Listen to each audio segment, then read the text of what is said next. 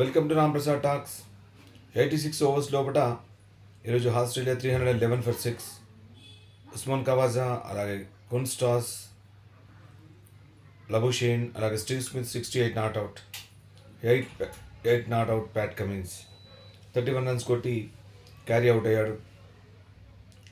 So India bowling విషయానికి వస్తే బుమ్రా 3 వికెట్లు, సిరాజ్ వికెట్లు ఏం దక్కలేదు. అలాగే రవీంద్ర జడేజా, వాషింగ్టన్ సుందర్ అండ్ ఆకాష్ దీప్ తలా ఒక వికెట్ తీసుకున్నారు. మంచి ఓపెనింగ్ పార్ట్నర్షిప్. అసలు ఊహించని బ్యాటింగ్. మొదట్లో తడబడిపోయిన తర్వాత వీరబాదుడు బాదాడు. కొన్స్టాస్ ఆకాశమే హద్దుగా చెలరేగాడు. చాలా ఏళ్ల తర్వాత బుమ్రా బౌలింగ్లో 6 సాధించారు, అది కూడా వికెట్ కీపర్ మీద నుండి. సో ఊహించని ఎదురుదాడికి బౌలర్లు తేరుకునేటప్పటికే అతను 50 వేసాడు, అలాగే 60కి అవుట్ అయ్యాడు. రవీంద్ర జడేజా బౌలింగ్లో ఎల్బిడబ్ల్యూ రూపంలో వెందిరిగాడు కున్స్టాస్. ఆ తర్వాత కున్స్టాస్కి ఇచ్చిన ఆత్మవిశ్వాసాన్ని మరి కవాజా కూడా రన్స్ సాధించడానికి అవకాశం దొరికింది. అతను కూడా ఇచ్చిన అండదండలతో అతను కూడా చెలరేగాడు. అతను 50 సాధించి అతను అవుట్ అయ్యాడు. ఆ తర్వాత లబుషేన్ చాలా చక్కని షాట్, చక్కని డ్రైవ్తో అలరించాడు. ఆ తర్వాత అతను కూడా నిష్క్రమించాడు. తర్వాత Steve Smith and Alex Carey కొద్ది మంచి పార్ట్నర్షిప్ సాధించిన తర్వాత అలెక్స్ కేరీ అవుట్ అయ్యాడు. ఆ తర్వాత అంతకుముందు మనం అన్నిటికంటే ముఖ్యంగా చెప్పుకోవాల్సింది ఏంటంటే, మనం అన్ని వికెట్లు కాదు, ముఖ్యంగా ట్రావెస్ హెడ్ వికెట్ తీశాడు Bumrah. That is so important. అన్ని వికెట్లు ఒక ఎత్తు, ట్రావెస్ హెడ్ ఒక ఎత్తు. ఇప్పటి వరకు అలాగే జరిగింది. వెలెఫ్ట్ చేశాడు. రౌండ్ వికెట్ వేసిన బాల్ ఆఫ్ స్టంప్ మీదుగా బెయిల్ దగ్గరగా కిస్ చేస్తూ మరి ట్రావెస్ హెడ్ వికెట్ తీసుకున్నాడు. బుమ్రా అద్భుతమైన బౌలింగ్ చేశాడు. బట్ మొదట్లో కున్స్టాస్ ఎదురుదాడి చేసినప్పుడు అతని దగ్గర సమాధానం లేకుండా పోయింది. ఆ తర్వాత కొద్దిగా రెస్ట్ తీసుకుని మళ్ళీ బౌలింగ్కి వచ్చాడు. ఆకాష్ దీప్ అద్భుతంగా బౌలింగ్ చేశాడు. బట్ ఒక వికెట్ మాత్రమే తీయగలిగాడు. అతను అంటే బౌలింగ్కి తగ్గట్టుగా అతనికి రివార్డ్ లభించలేదు. ఆ తర్వాత మ్యాచ్లో చెప్పుకోవాల్సిన మరొక విషయం ఏంటంటే, విరాట్ కోహ్లీ కున్స్టాస్ మధ్యలో 10వ ఓవర్లో జరిగిన సంఘటన. అది ఎలా జరిగిందో మీరు అందరూ చూశారు. సో ఇలాంటివి క్రికెట్కి మచ్చలాగా జీవితం అంతా మన వెంట వస్తూనే ఉంటాయి. సో ఇలాంటి సందర్భాలు రాకుండా చూసుకోవడమే మన ముందున్న లక్ష్యం. అలాగే సచిన్ టెండూల్కర్, వివియన్ రిచర్డ్స్, సునీల్ గవాస్కర్ ఇలాంటి వాళ్ళు ఆడినప్పుడు చాలా ఎన్నో ఇట్లాంటి సమస్యలు వాళ్ళకి ఎదురయ్యాయి. కానీ వాటన్నిటిని దాటుకొని వాళ్ళు ముందుకెళ్ళారు. సో విరాట్ కోహ్లీ ఇప్పుడున్న ఫామ్ని చూస్తుంటే అతను ఫామ్లో లేడు, రన్స్ సాధించడం లేదు. సో ఇలాంటి వాటి మీద మీరు దృష్టి మళ్ళితే ఆటకు మొదట్లోనే మోక్షం వచ్చే అవకాశం ఉంటుంది. అతని ఆట గాడిన పడే టైం అనుకుంటున్నాం. అలాంటి సందర్భాల్లో ఇలాంటి జరిగింది. ఒక డిమెరిట్ పాయింట్ ఇచ్చారు. అలాగే మ్యాచ్ ఫీజులో 20% కోత కూడా కోసారు. సో విరాట్ కోహ్లీ అట్లాంటి లెజెండరీ ప్లేయర్ అంటే ఈ విధంగా ఇలాంటి సంఘటనలు అంటే జరుగుతాయి. ఏ మనిషికైనా తప్పులు జరుగుతాయి సాధారణంగా. కానీ ఇలాంటిది కూడా అతని జీవితంలో కూడా జరిగింది. అంటే ఆవేశాలు, కోపాలు ఇలానే ఉంటాయి, అనుకోకుండా జరుగుతుంటాయి. ఇలాంటివి జరుగుతున్నప్పుడు ఇది ఇంకా వేరే క్రికెటర్లకి ఒక ఎక్స్పీరియన్స్, ఇది ఉదాహరణ. అంటే మనం ఎలా నడుచుకోవాలి జీవితంలో, ఎంత మనం నిలదొక్కున్నా, ఎంతవరకు మనం కంట్రోల్ చేసుకున్నా ఒక్కొక్కసారి కంట్రోల్ తప్పుతాం. అలాంటిది లెజెండరీ ప్లేయర్లకే తప్పలేదు.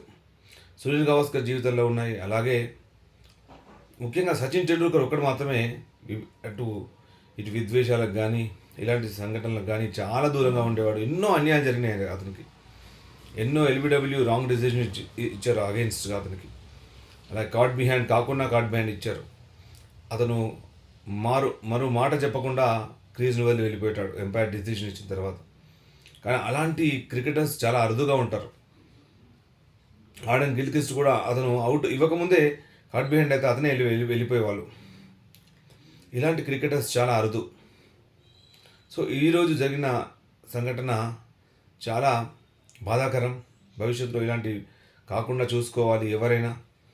అటు మన అటు మన కోపాన్ని తాపాన్ని కంట్రోల్ చేసుకోవాలి, నియంత్రణలో ఉంచుకోవాలి. లేకపోతే క్రికెట్లో ఎంతో కష్టపడి ఉన్నత శిఖరాలకు ఎవరైనా రావడం చూస్తున్నాం. కానీ ఇలాంటి సందర్భం జరిగితే మామూలు క్రికెటర్లకైతే ఇదే చివరి మ్యాచ్ అయ్యే అవకాశం ఉంటుంది. సో విరాట్ కోహ్లీ ఒక లెజెండరీ ప్లేయర్, అతను కూడా మరి శిక్ష అంటే తప్పు చేస్తే శిక్ష అనుభవించాల్సిందే.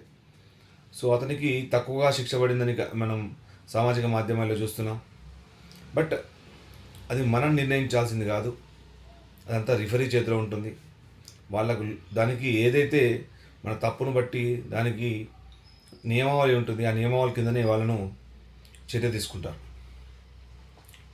సో ఇంతటితో ఇప్పటి నుంచి చాలా జాగ్రత్తగా ఉండాలని అందరూ కూడా ఇలాంటి సంఘటనలు చూస్తూ నేర్చుకోవాలి. అలాగే ఈ మ్యాచ్ ఏమవుతుంది అంటే ఎవరైనా ప్రిడిక్ట్ చేయగలుగుతారా? ఇప్పుడు 311 for 6 ఆస్ట్రేలియా, 85 overs మాత్రమే అయిపోయాయి.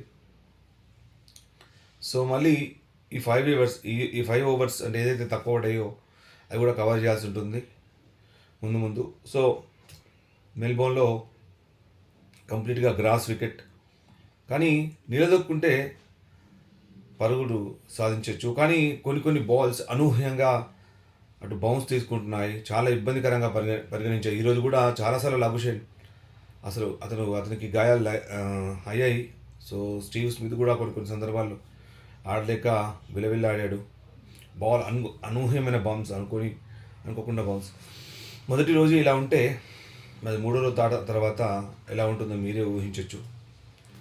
సో ఈ మ్యాచ్ లోపల కనీసం ఇండియా లీడ్ తీసుకుంటేనే ఏమైనా గెలిచే అవకాశాలు ఉంటాయి.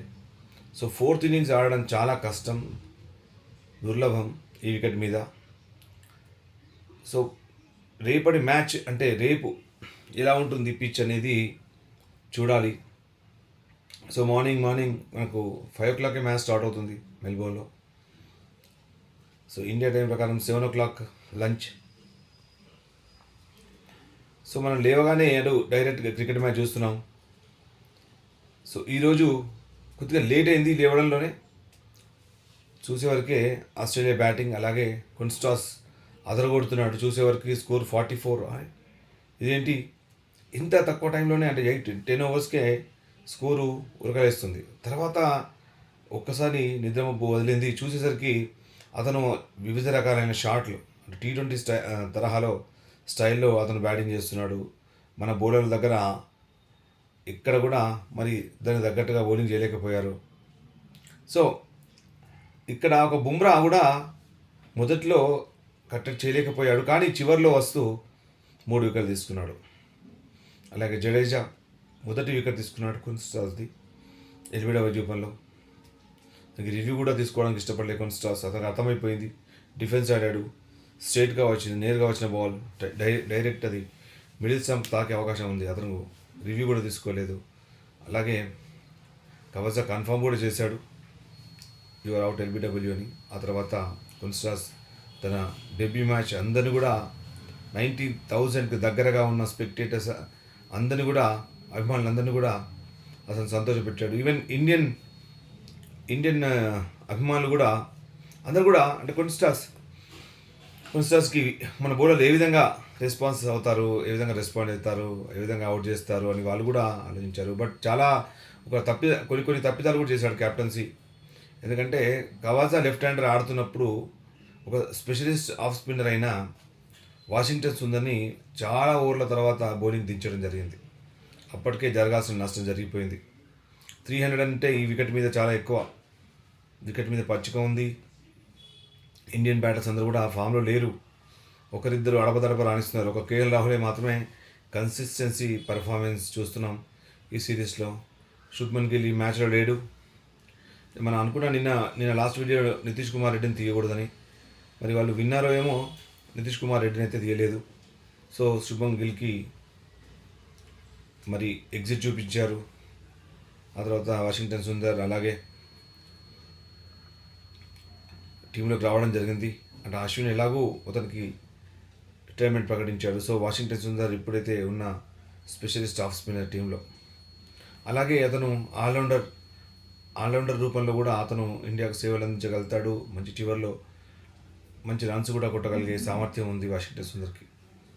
సో రేపు ఏం జరుగుతుందో చూడాలి.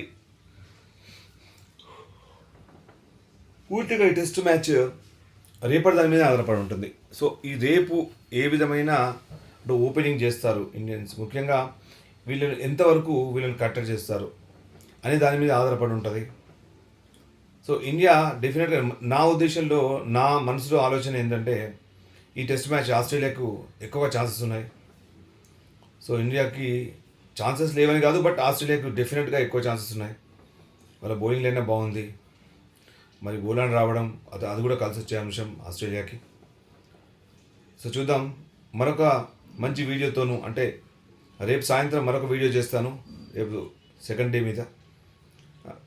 దాని తర్వాత ఇక ఇలాంటి విరాట్ కోహ్లీకి ఈరోజు జరిగిన సంఘటన భవిష్యత్తులో అందరూ కూడా ఒక గుణపాఠం కావాలి. ఎవరు కూడా తప్పు చేయకూడదు క్రికెట్లో. అంటే క్రికెట్ ఆడాలి, కసితోనే ఆడాలి, కానీ మనం ప్లేయర్స్ మీద అదుర్సుగా ప్రవర్తించకూడదు అనే విషయం మనం మర్చిపోవద్దు. ఇవన్నీ ఎక్స్పీరియన్సెస్. ప్రతి ఒక్కరు తప్పు చేస్తారు, విరాట్ కోహ్లీ కూడా అందుకు మినహాయింపు ఏం కాదు. సో అలాంటి సంఘటనలు జరుగుతూనే ఉంటాయి, బట్ అది జాగ్రత్తగా ఉండాలి కెరియర్ మనం ఎంచుకునే టైంలో. So thanks for watching your favourite talk show, Ram Prasad talk show. మరొక మంచి వీడియోతో మీ ముందు ఉంటాను.